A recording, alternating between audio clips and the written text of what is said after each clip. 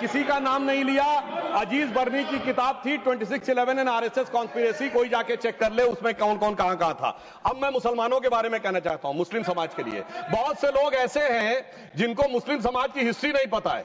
मैं बताना चाहता हूं, भारत से जब न्यूमेरिक सिस्टम सबसे पहले गया तो अल जहर थे सबसे पहले, जिन्होंने जाके 1793 में जो सूर्य सिद्धांत था उसका अरबी में ट्रांसलेशन हुआ सिंध हिंद।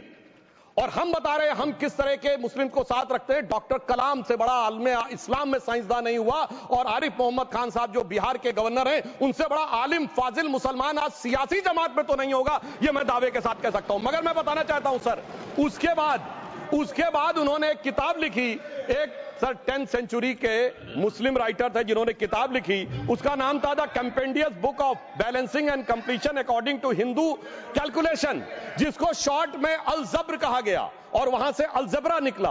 और सर उसके बाद अल ख्वारिज्म आया।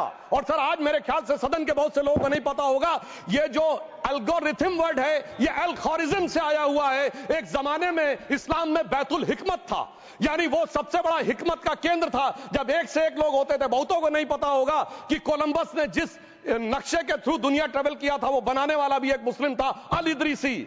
मगर सर एल्गोरिथम आज ऐसा बदला कि एआई के एज में दलगत भावना से ऊपर उठकर औरंगजेब के साथ खड़े हो गए।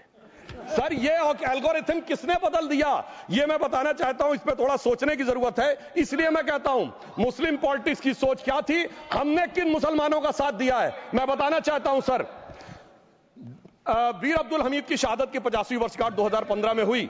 प्रधानमंत्री मोदी जी ने उनके पूरे परिवार को और उनकी पत्नी को बुला के सम्मानित किया, और इन लोगों ने उस यासीन मलिक को, जिसके ऊपर 3 एयरफोर्स के ऑफिसर्स को हत्या करने का आरोप था, वो प्रधानमंत्री आवास में। सर साफ दिखाई पड़ता है कौन किसके साथ खड़ा हुआ है, कौन किस तरह के मुसलमान के साथ खड़ा हुआ है। और सर मैं ये भी कहना चाहता हूं सर, ये पिछले सर अपने टर्न पे बोलिए।